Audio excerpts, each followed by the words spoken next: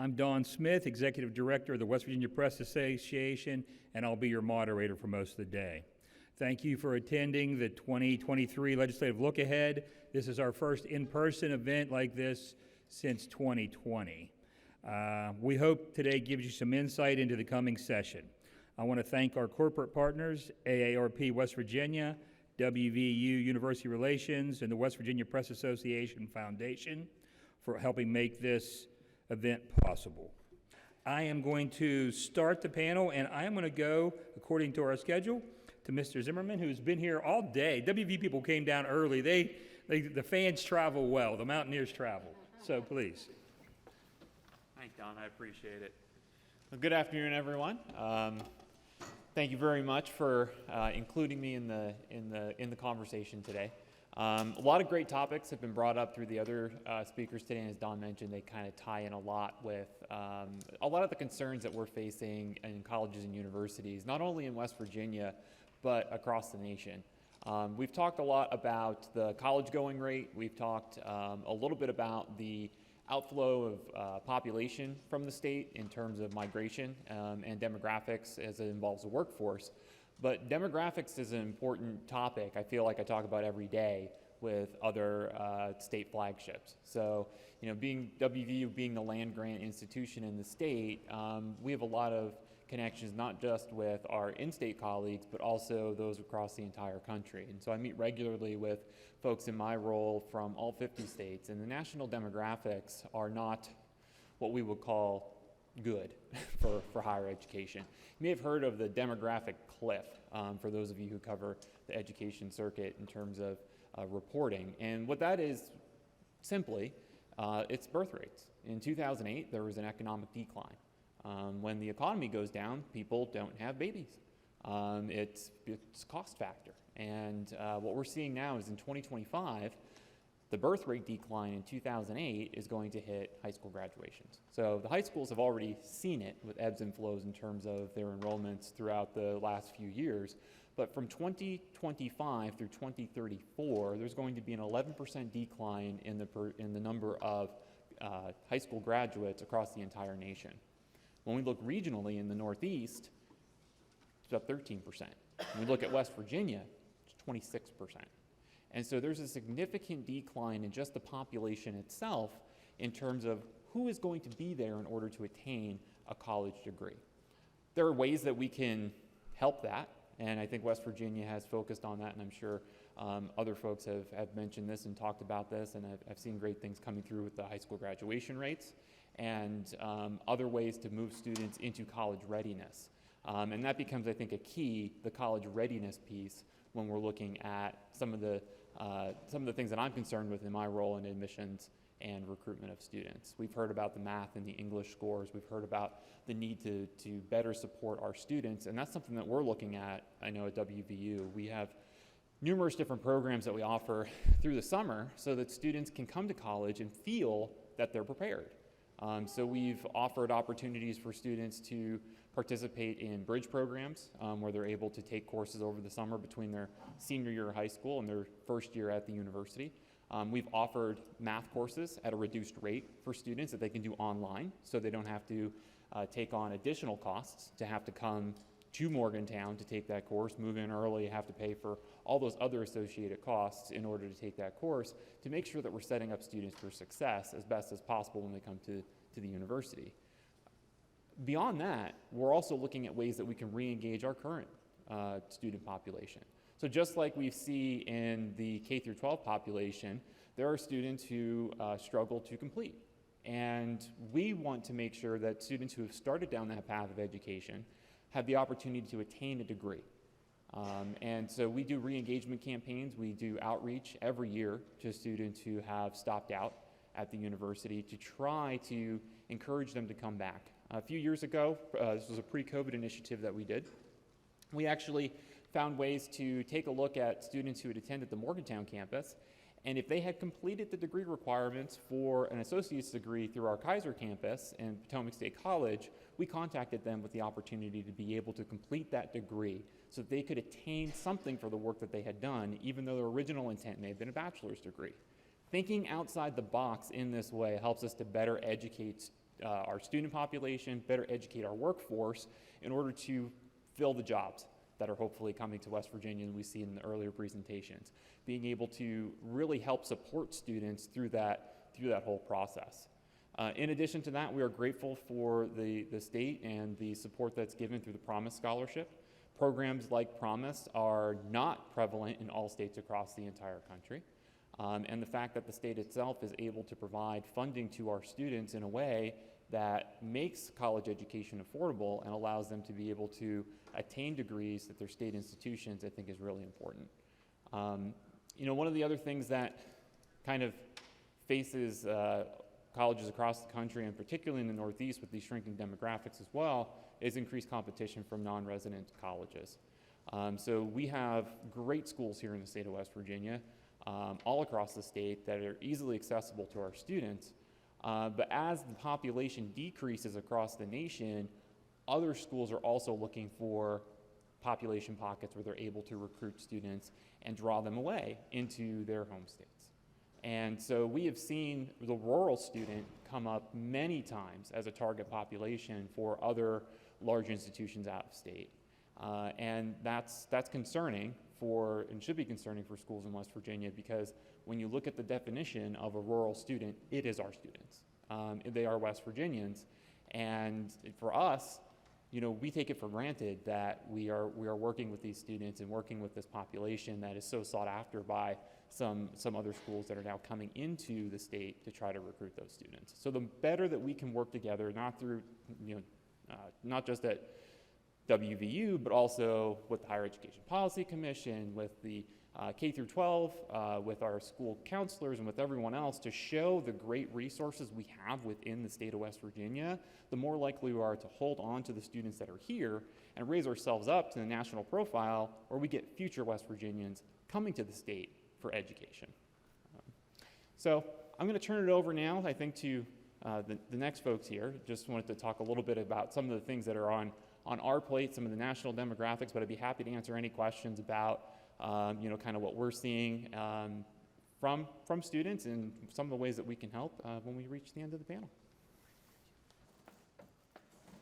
It's my lucky day. I get to do 2 of these, and I'll try not to say the same thing that I said the last time, but on a personal note, one of the young ladies who helped serve the wonderful lunch that we had, by the way, from the Bridge Road Bistro, when I first saw her, I thought, gee, she looks familiar. But I'm getting to that age now, you know, where a lot of people look familiar. And so she hung around and came up to me just a moment ago, and she said, Mr. Albert, I'm Ricky. And immediately I knew who she was, a former student of mine.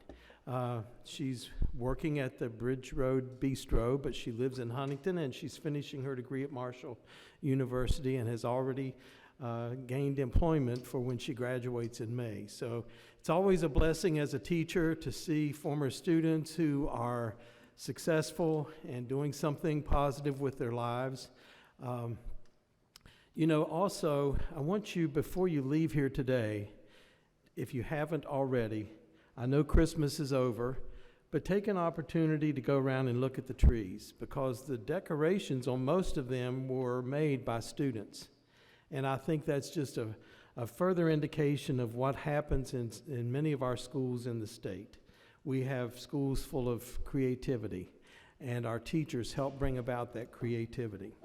I mentioned earlier about the task force that was put forth by AFT National. It is said to probably have been one of the most important task forces that we've ever put together to address the teacher and service personnel shortage that exists in the country and exists here in West Virginia. There is good news, though, and the good news is this problem in retaining teachers is solvable. This problem in attracting teachers is solvable. We can do this if we work together. I am disappointed that Senator Grady isn't able to be with us this afternoon, because I wanted to have some time to talk with her about some of her plans going into this legislative session. But I am excited that she's bringing some new blood to the Senate Education Committee as a practicing classroom teacher. I think that's very important because, you know, so many times educators, we're not included in what is decided to do to us. And in AFT, we have a great saying, do it with us, not to us. Include us, because you cannot find anyone who's more attuned to what's going on in education than a classroom teacher or a classroom aide. So please include us when you're making these decisions. So I wish Senator Grady the best. I know it's difficult to leave your classroom. I left middle school classroom after being there for 20 years to start this job in 2018, and I still miss it. Even with all of the crazy things that have gone on during the pandemic, I still miss that daily interaction with those middle school kids. I know I told you earlier about, you know, how crazy it can be. My minister told me once, he said, you know, the thing about middle school kids is they lose their mind, that time period in that adolescent age group, and their teachers lose their mind along with them. The sad news is when the kids move on and move into high school, their mind comes back to them. The teachers, they never get their mind back, and I kind of agree with that. I have some examples of that. Even before the COVID hit us, we were losing nearly 300,000 teachers in the profession every year. That is mirrored by the numbers I gave you in West Virginia just from 2015. We've more than tripled since 2015, or almost tripled since 2015 with the non-certified teachers in our classrooms. That is alarming. Per a June 22 RAND Corporation survey, about 1/3 of the teachers and principals reported they were likely to leave their current job by the end of the 2021-2022 school year, up from about 1/4 of teachers and 15% of principals in January of 2021. So what can we do? Well, we can support our teachers, for one. You know, respect is not just an Aretha Franklin saying. Respect is a real practice. If you respect someone, you show them that you respect them. You show them that you respect them by supporting them in what they're doing. Nothing better encapsulates this than the recent debate on gun violence. Our schools, and thankfully here in West Virginia, we haven't had a major issue so far. But people keep telling me it's not a matter of if, it's a matter of when. Our schools have got to be made safe places for our students to learn and our teachers to teach. So showing respect is making sure that our faculty, our support staff, and our students are kept safe during the school day. We do need to increase salaries. We can't continue. I know we have a problem, especially up in the Eastern Panhandle, where we get great teachers and they serve in the profession about a year, and then they move on over across the border and make about $10,000 to $15,000 to $20,000 more.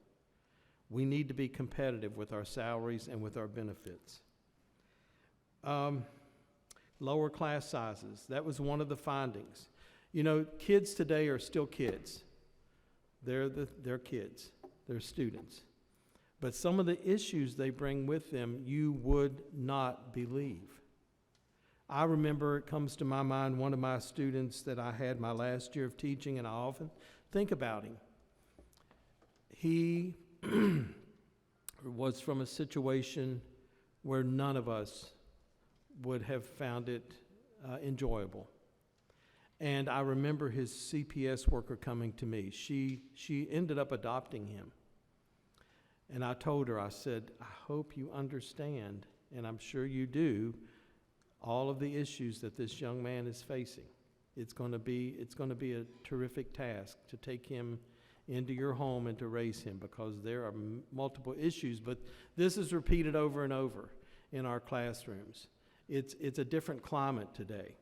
One of the things that was found in this task force finding, The task force identified 4 key areas that need to change if we're to reverse the teacher and school staff shortage: climate, culture, conditions, and compensation.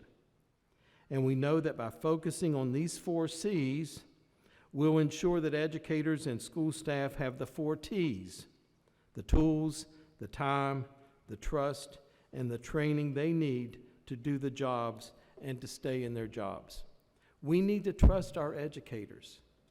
You know, they have answered a call to go into this profession. And I know that there are some teachers out there who probably should not be in this profession, but for the most part, we have classrooms full of great teachers wanting to do the very best job and making sure that our future is full of bright, productive citizens. So I won't continue on much. You've heard from me already twice today, but I will be here to answer any questions that you have when it's the appropriate time. Thank you. Thank you, Mr. Albert. We can't expect students to go on to college if we're not doing a good job with them in preparation. And with that, we have the next 2 speakers have some interesting approaches to what's going on in what's been developed. I'll call Dr. Carla Warren. She's Director of Education. Oh, I've explained that already. Thank you, and I'll follow with Senator Roberts. I'm in the left-hand club as well, and I'm married to a left-hander, and I have a right-hand child, so I still couldn't teach her how to tie her shoes. So there's still challenges there. So thank you for the opportunity to share today. Thank you for the opportunity to spotlight education in West Virginia. I am a lifelong educator. I'm entering my 35th year in education. I spent 20 years in the classroom, mostly as a 1st and 2nd grade teacher. And then I spent 10 years with the West Virginia Center for Professional Development, working with mentoring, teacher induction, and national board certification. Transitioned to the department when that agency was dissolved in 2018, and work with educator development and support. So we have a lot of opportunity to look at how can we recruit and retain teachers in West Virginia. So the opportunity to share the work that we're undertaking in West Virginia is being recognized on a national level, which is very exciting. But why do we need to recruit teachers? If you listen to what Mr. Albert said, we have 1,544 positions identified this year in West Virginia where we have certified teachers, but they are teaching out of their content area. If we look at some of the statistics, we issued about 502 clinical permits last year. So we know that we have about 502 students who are moving toward graduation in West Virginia. We have 18 teacher preparation programs in West Virginia. Of those 18 programs, 9, half of those programs graduated less than 20 teachers. Of those programs, 6 of those institutions graduated 10 or less teachers, and we had 3 educator preparation institutions in West Virginia that did not graduate any teachers last year. So when we listen to what Mr. Zimmerman was talking about, we know that teachers are not coming to the profession. We know that prior to COVID that there was a downtrend in the labor market. We know that there are many reasons why teachers are not coming into the profession. Pay, of course, in West Virginia is a concern. It's a concern all across the country. The prestige of the profession is a concern. If you talk to high school students, they want to enter a profession where they're respected and where they're doing meaningful work. We went out on a tour in the spring, the superintendent at the time, myself, and I took with me a Teacher of the Year or a National Board Certified teacher, and we talked to targeted groups of students who are interested in becoming teachers. And we asked them, why do you want to be a teacher? And the first student that we met at Riverside High School, a freshman, raised her hand and she said, I want to be a teacher because a teacher saved my life. So that gives me inspiration to how can we remove barriers, how can we increase supports for our students in West Virginia to become teachers. So the legislature has done some good work over the last 3 years to provide opportunities for individuals who already have a bachelor's degree to enter the teaching profession. So we have, at the department, we have what we call option 3 and option 4. So we have a couple of pathways where an individual who has a bachelor's degree can complete some pedagogy, some pedagogical coursework, which is the art of teaching, and we can support them with some other requirements to get them into the teaching profession. So we started looking at what can we do to support and grow our students from within. If you look across the country, many states have grow your own initiatives where they're looking at what they have within their target populations. How can they prepare those students to become teachers? So in West Virginia, my vision is for us to be able to tell a student, a West Virginia student, that we are going to support you to complete a teaching degree in West Virginia at no cost to you, and we're actually going to pay you through an apprenticeship to become a teacher and stay in West Virginia and support our students. So that's the vision, and we are well on our way to reaching that vision. So I want to share just a couple of things that we're undertaking in West Virginia, and you do have some handouts that will support that. We looked at our target population. We know that West Virginia has a high population of low SES students. We know that we have students who are rural. We know that we have students who are first-generation college students who need a high level of wraparound supports to be successful. So when we started putting together this teaching pathway, we started thinking about what barriers need to be removed and what supports need to be in place. If you are from a college-educated home and you have 2 parents in the home and they are advocates for your education, you're already way ahead of many other students in our state. One story that I tell, and you probably wouldn't believe this is true, but it is a true story. I have a friend whose daughter started college at a small university in West Virginia.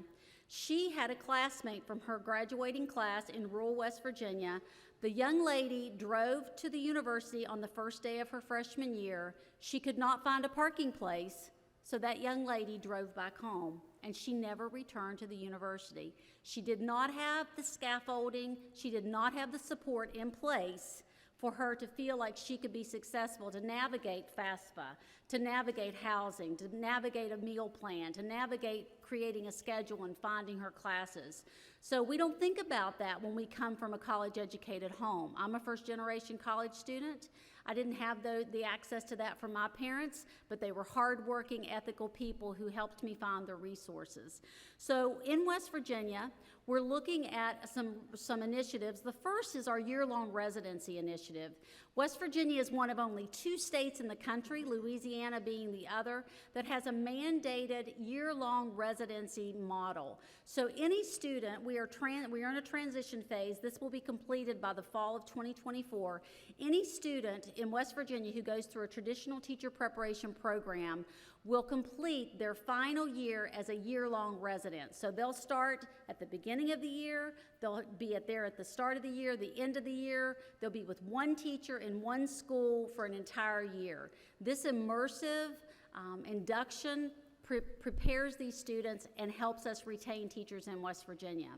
The second thing that I want to share with you, and you have a handout, and this is our Grow Your Own initiative, the Grow Your Own West Virginia Pathway to Teaching. I'm excited to tell you that we launched this pathway this past fall, with 243 students in 34 counties, 36 distinct high schools. We went to our superintendents about a year ago in January, and we said we would like about 8 counties to come alongside us and pilot this pathway and help us work out the bugs so that we can remove barriers and increase supports for students to complete 1 year of education toward 1 year of dual credit toward their education degree prior to high school graduation. 34 superintendents stepped up and said, we want to be a part of this. We are anxious to expand this to all 55 counties. But as you can see on the handout, this pathway, we have 16 institutions of higher education coming alongside of us. Not all of those are 4-year institutions. Some of them are 2-year community technical colleges. But they came to an agreement for 24 hours of college credit that they would guarantee transferability between institutions. So if I'm a Grow Your Own student at Wheeling Park High School and I go through West Liberty University, but I want to come to Marshall University to get my teaching degree, Those 24 hours are going to come with them towards a bachelor's degree in education. This is no cost to the student. Prior to the fall, the Department of Education committed to paying that dual credit tuition. I'm proud to tell you that the Benetton Foundation has granted us $240,000, and that will support 400 students over a 2-year period with all of their dual credit tuition. We're working with our partners. Workforce has been an absolutely phenomenal partner. We are working closely with the U.S. Department of Labor. We're working with the legislature, the governor's office. We're working with philanthropic organizations to help me reach that vision that we can sustain and fully fund an education degree for our students. So the students who are in the Grow Your Own pathway, they complete 4 core academic content courses before they enter the college arena, and they also complete 4 education foundation courses. These courses will allow students to have a primary preparation for introduction to ed psychology, introduction to child development, introduction to education. So they're able to knock those courses out prior to going to the university setting. And in addition, these students have the opportunity to get out into the schools for up to 115 hours of field experience. When we went on our tour back in the spring, another question that a student asked us, the student said, well, what if I go do my field experience in a 4th grade classroom and I don't want to be a 4th grade teacher? What do I do? That student didn't have the understanding that you can change schools, you can change counties, you can change grades. So that was kind of an enlightening moment for me that we have to start at ground zero to support these students. So in this Grow Your Own pathway, the students leave high school and they are, and I'll talk about the apprenticeship for just a moment, but they leave high school with 1 year towards a bachelor's degree in education. They go to the university, complete their coursework in the 2nd and 3rd year, but the beauty of this pathway is that they come back to their county. We're taking students from the community and preparing them for the community. They go back to their county in their final clinical year, and they are the teacher of record filling a teaching position. The difference is there will be a high level of support. Our counties have committed to hiring a designated full-time employee that will be a cohort supervisor and will support those students with mentoring, with induction, with lesson planning, with classroom management. So those students will have a designated county personnel, but they will also have the university supervisor. And in that 4th year, which is their 3rd year out of high school, they will be working in a full-time teacher position. Now, another piece of this pathway is that we are a registered apprenticeship program with the U.S. Department of Labor for the teaching profession. This was only created in November of 2021, and Tennessee, you may have read some of the media, Tennessee led the way to get the teaching occupation registered as a registered apprenticeship. West Virginia is the 2nd state in the country. We followed Tennessee. We were the 2nd state in the country to register the teaching profession as a registered apprenticeship. So we were working closely with the U.S. Department of Labor. We are launching, of those 34 Grow Your Own counties, we are launching the apprenticeship in 8 of those counties with 81 students, and that is happening as we speak. We will be launching that this semester. And the beauty of that is that these students will be receiving a wage. If you look at a registered apprenticeship program, there has to be related instruction, on-the-job training, and incremental wages. So these students will be earning a wage for those field experiences in their junior and senior year. They'll be identified as a youth apprentice in the high school, so they'll have a national DOL credential when they graduate from high school. They will move on to become an apprentice when they go into the college arena, and they will be earning a wage for the 125 field experience hours which are required in WVBE policy through their college experience. And then those students will be able to earn a teacher's salary in their final year of their clinical residency year. So they will be able to earn a salary no less than 65% of the state aid formula. So we're reducing barriers, we're removing barriers such as cost and time particularly, but we're increasing levels of support. This can only happen with strong partnerships. So we're working with workforce, we're working with labor, we're working with government to make sure that all of the pieces are in place. And it is an ongoing challenge for us, but it's one that we're willing to take on. We're looking at how we can expand these opportunities specifically to 3 populations. We are right now we either have it in place or we're in process to look at how we can utilize veterans in West Virginia that are coming to West Virginia to support them to become educators. We're looking at our pockets of minority population in West Virginia. How can we create opportunities for those students? And we're also looking at how can we harvest our paraprofessionals in our schools who are already invested in our communities, invested in our schools. How can we support them to get their teaching licensure? We have over 180 paraprofessionals in the state currently who already have a bachelor's degree. So we're working to get that plan in place so that we can support those individuals at no cost as well to come into the teaching profession. So we are looking at how we can expand that. So one of the things that really hit me just a moment ago, you saw Fred talking about his former student. You can go talk to any teacher and they will be able to tell you those same stories. I tell a couple stories. I was at a wedding in Morgantown on New Year's Eve. The best man had been a former 2nd grader. He's about 6'5" now, so that was great. I was in Pittsburgh last June for Father's Day. We were sitting in an outside bistro, and I hear a young man say, "Hold up, boys." And I looked around, there were these 3 handsome young men, and this young man came up to me and said, "You were my 2nd grade teacher." Those types of meaningful, joyful experiences need to be communicated because we can help our students find a meaningful career and we can support them to remove the barriers that are in their way and provide the support so that they can become teachers in West Virginia. If you get an opportunity, Matter of Fact by Soledad O'Brien came to West Virginia last fall, and they did some video and some interviewing in McDowell County, but then they came and talked to me. And as I was talking to the correspondent, you can find that on YouTube, Matter of Fact by Soledad O'Brien. When she came and talked to me, she said, "Dr. Warren, what if this fails?" And my response to her was, we have students sitting in our classrooms every day. We have teachers giving their very best every day. We don't have an option to fail.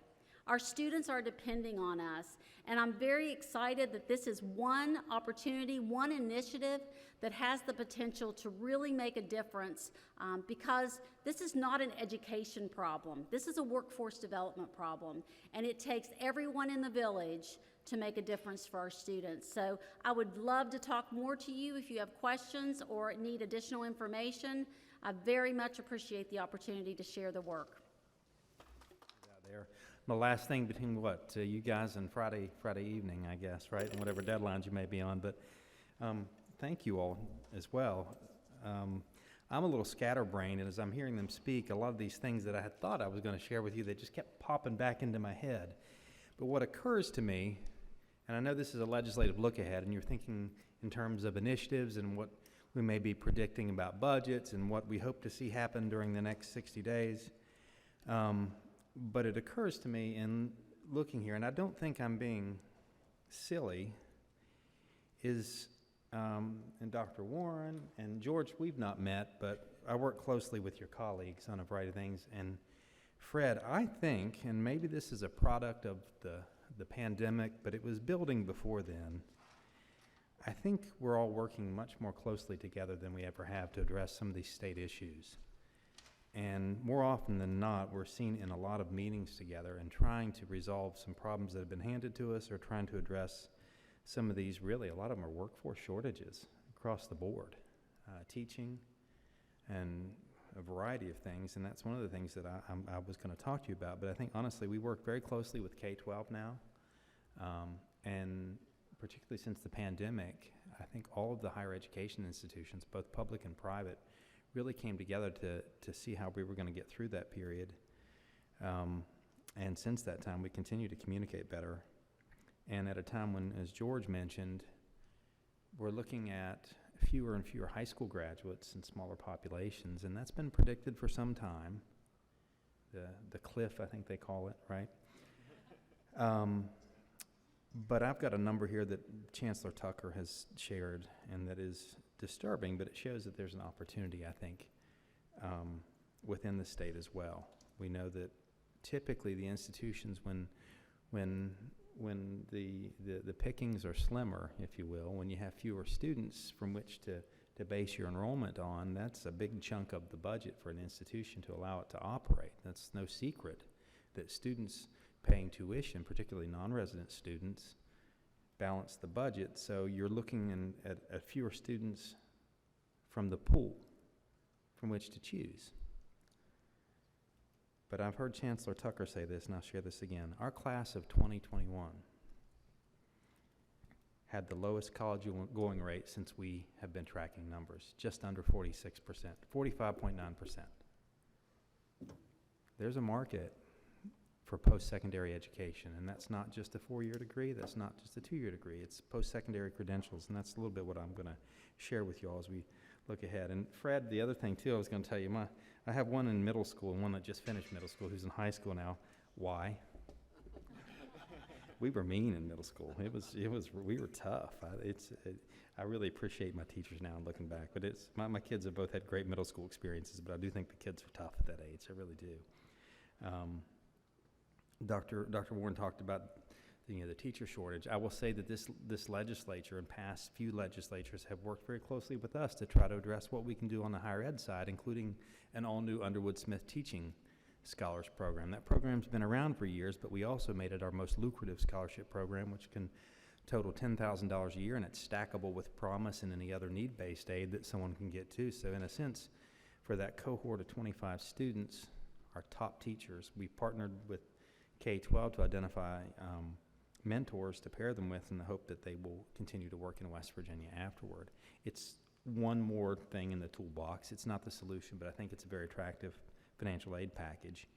And also in the last few years, we've seen the INVEST Scholarship Program, which is a 2-year last dollar in tuition program for a community college system. So there's been a lot of support from the legislature and the governor in the last few years to try to create these gateways and access for higher education, but we've still got a long way to go.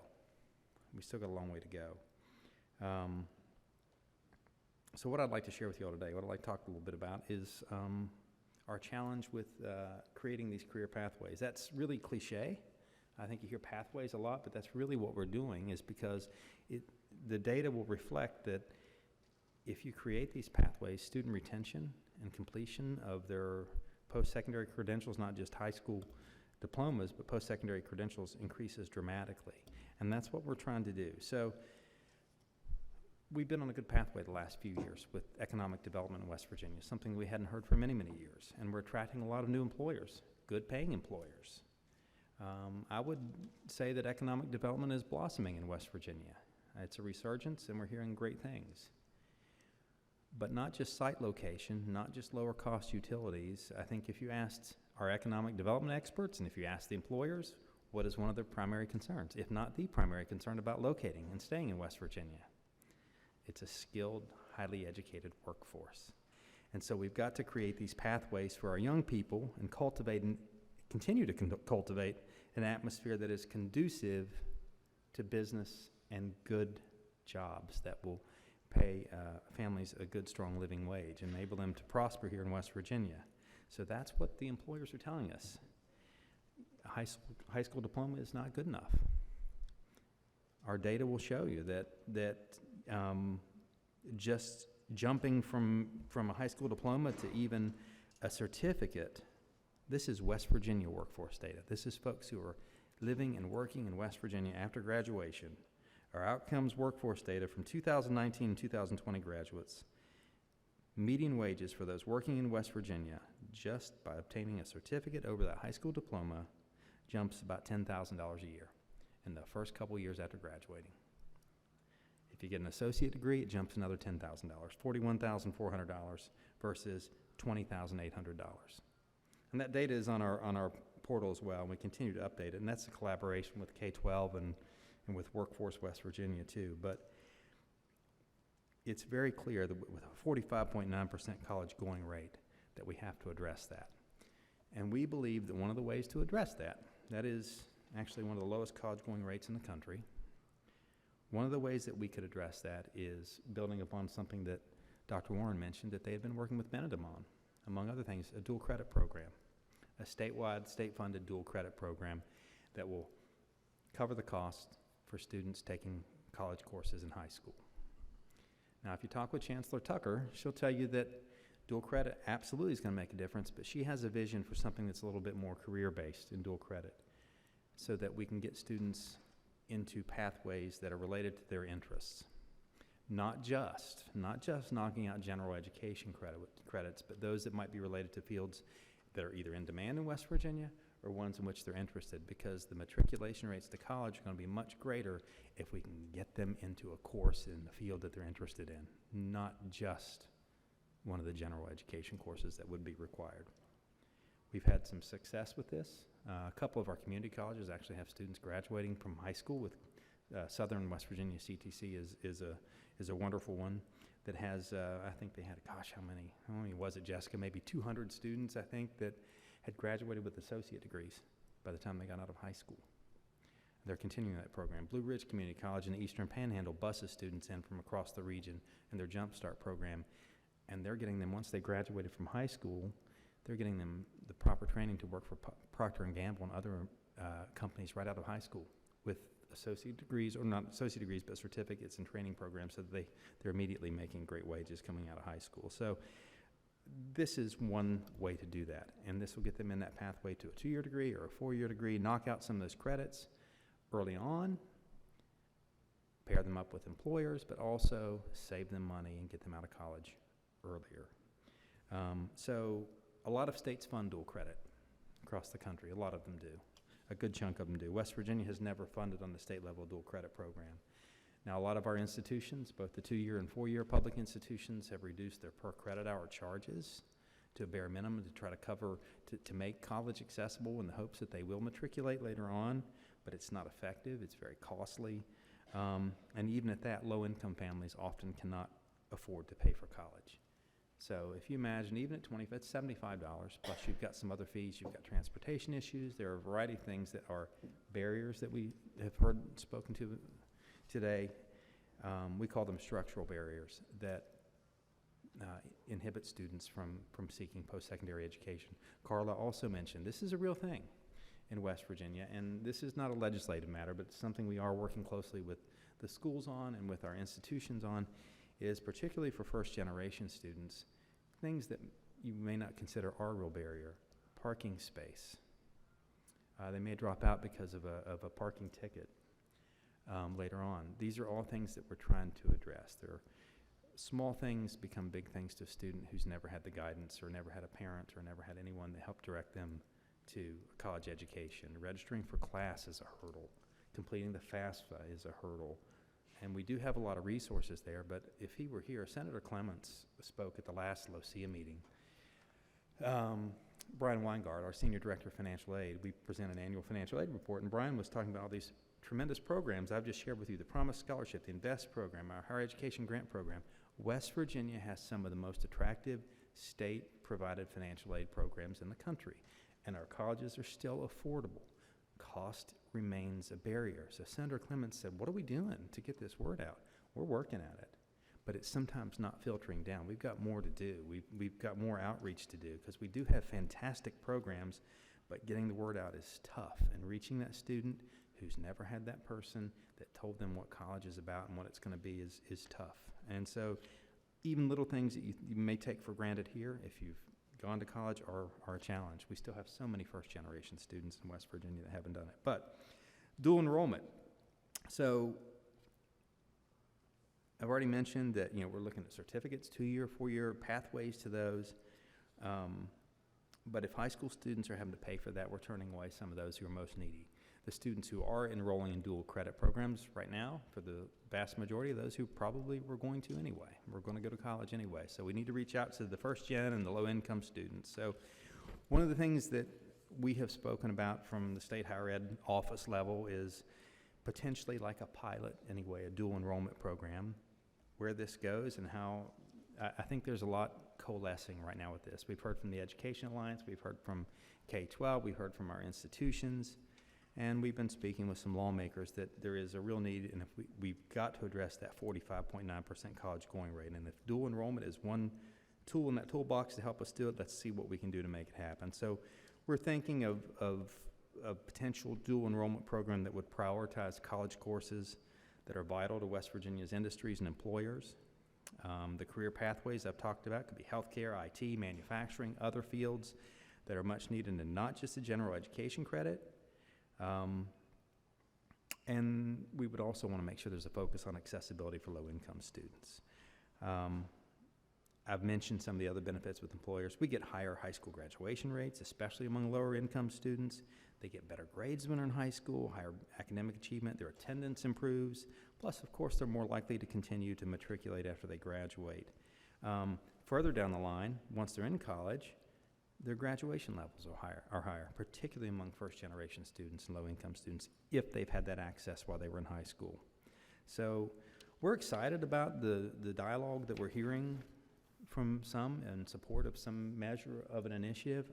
I don't have a number to say this is what we're going to go forth and what we want to do. That's still kind of being worked out, but it seems to me that there is a lot of support for this type of a program right now, and if the funding is available, we'll create it. We're going to work with our K-12 and our institution partners to make this happen, and we'll figure out a way to do it. But the Chancellor's excited about it, our commission members are excited about it, our council members for the two-year schools are excited about it, because it seems like this is the perfect opportunity to work with our employers, to work with our education partners, to create a program that's really going to make a difference for those kids who otherwise wouldn't have access to this early on. So they're going to get their high school credits, they're going to get their college credits, and they're going to be right on the pathway to either a certificate or a college degree at a lower cost and earlier, so they can make their way right into those jobs that our employers are saying, we need a better educated workforce. So that's one of our goals. That remains one of our goals, but now I think there's a potential gateway here. We're excited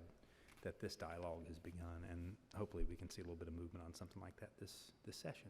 So here to answer any questions afterward. I appreciate the opportunity, Dawn, and the rest of you, as well as glad to see our colleagues here today. So thank you all very much. We'll take questions. I see 1, 2 more questions. I want to start with, just as we get into the legislative session, how does, in terms of our legislature and higher ed, I guess, state funding for higher education, how does it, is there I think it's a percentage they do, and how does that compare nationally with other states? And West Virginia's tuition rates are still very affordable, particularly for in-state students with their programs, but no doubt, they've gone up quite a bit. But the percentage of state-level funding has dropped significantly, so the institutions have to create that revenue, and they're increasingly less dependent upon state appropriations. That is a nationwide trend, and West Virginia is no stranger to that.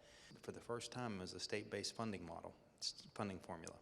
This year, it's a base budget. This is our floor level where we're going to establish those benchmarks, and the schools will be in the future funded at least partially. A percentage of their appropriation will be based upon performance, including student metrics, enrollment, and others, and some measures related to the individual institution missions. But that will, for the first time, begin to take place in the year after this. So this is our base level. So funding, in part, will be based upon performance for the first time that's ever happened. We've never had a state funding formula for higher education. It's always been based largely on some original per FTE numbers, unlike the school aid formula for the school. So that starts next year.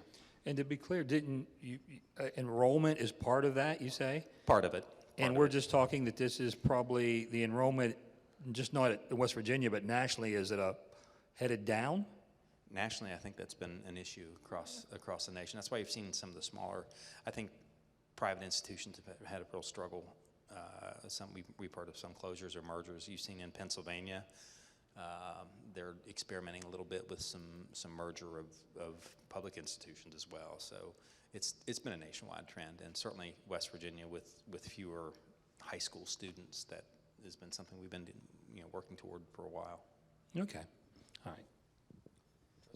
Hi, it's Chris Schultz with West Virginia Public Broadcasting. Kind of a two-part question here. I'm curious generally to hear what is being done for student mental health, as far as, I think we heard a lot about barriers for advancement in education. I think that that's a significant one that manifests itself in multiple ways. I'm also curious about teacher retention and how mental health plays into that as well. Because as we all know, Mr. Alberts in particular addressed the issue of the overburdening of our teachers, not just in West Virginia, but in the whole country, and the issue of burnout that really is leading to so much attrition. So yeah, anyone who wants to address that. It is an issue, and we have on our legislative agenda that we have presented to both the House Education Committee, Speaker Hanshaw, President Blair, and the Senate Education Committee. We have sent them we have presented our legislative agenda, and that is one of the items. We need more school counselors. We need more school social workers to address this issue. Now, finding those people will also be a challenge, but we know that there's a need there because it is, and it was even before the pandemic. It's just grown stronger or more since then. And especially for our teachers, I will say that I'm very proud of AFT. Nationally, we have a program, and it is for mental health, where our members can call a number that's given to them, and it's totally free of charge for our members to receive mental health. With a certified mental health counselor, they can receive some help, so many sessions. And so that's what we're doing as AFT, but it is a problem that we need to address, and we hope to address that with the legislators this year. And I can add to that, in the Grow Your Own Career Pathway that we are implementing in West Virginia, one of the required educational foundation courses is an introduction to social emotional well-being. And so we kind of see that twofold. Not only is that preparing that student to work with West Virginia K-12 students, but if this student is taking this course in high school, we feel like that's going to support that student's mental well-being while they're in high school. If you look at the statistics, we have teachers coming into our classrooms who are dealing with over 7,000 students in foster care, over 10,000 students identified as homeless. We look at the opioid crisis, all of those statistics that we all know. We need to make sure that our teachers are mentally well, but we also need to make sure that they're prepared to deliver trauma-informed education to our students. Mr. Turner and maybe Mr. Zimmerman, the dual credit program, how much time and money we're talking about? Someone told me that, I remember someone saying at one of these, that a 4-year college degree is now a 5-year college degree, that most kids aren't getting out in 4 years, they're going 5. Now, I don't know if that's correct, but it was a statement made. But how much dual credit in high school, how much time can it save a student? Is this bringing it back to a 4-year? Is this, how many hours are we talking about? And hours, of course, relate to money. I can field that one and then hand it off to Matt. So it's highly dependent, and I think it was referenced, especially with the dual program that we're talking about here. It depends on how those courses are structured and transferable into a specific degree. One of the things that we did at WVU to specifically address this is that if a student transfers to the institution with an associate's degree, then we will fulfill their general education requirements at the university by default. And so that allows them to go right into those major specific courses and hopefully shorten that, even if things don't correctly mesh up exactly in terms of that curriculum. You are correct. 4-year graduation rates are not as high as 5-year graduation rates. And when you look at federal government, typically when you're looking at published rates, it's 4 and 6 year. And the 4-year degree, for a variety of different reasons, has changed. Students change their mind. They change their major. Half of the students that start at an institution within the first year will change their major or explore different areas. And that's okay. That's what college is for. But there is this necessity and a financial impact for students who do end up staying beyond those 4 years. It's additional costs that students end up taking on. So we're working really hard to negate some of those negative aspects of that and keeping students on that path to graduation. Okay. I think George nailed it. I really don't have anything else to add, but yeah, we do measure. It has been for some time. Actually, 6-year graduation rates is what some of the data is to see where they are, and that's not unique to West Virginia, but that's been nationwide. So yeah. I'm a journalist, so math isn't our thing, but the one thing that I find interesting with this, and we find the final question, unless someone else has one, is we're talking about declining college enrollment, but then we're talking about helping high school students reduce their college commitment, in a sense. So you're going to college, but you're not going to be, was it full-time employee, FTP or whatever the term would be. Aren't those kind of working against each other, or is it just a win-win in the long term? Are you saying, Don, that our schools need people to stay in schools longer to balance their budgets? Is that what you're getting at? I'm saying, do your financial people say that? No, actually, believe it or not, retention is huge. You don't want students circling back around. It costs a lot more to acquire a new student than it does to keep one and get one graduated earlier. That's a misnomer. And we've actually worked on closely with our institutions, first the 2 years and then the 4 years, on co-requisite remediation for those students that used to come in and go in this whirlpool of taking non-credit courses and then not succeeding in those remedial courses. We don't do that anymore. We don't do it anymore. It didn't work, and it was costing students money. They'd take a non-credit course and have to take it again, and their subsequent success in courses down the road was terrible. So now we work with them closely with a greater level of support, and sometimes a 4-hour course instead of a 3-hour course that they take for credit.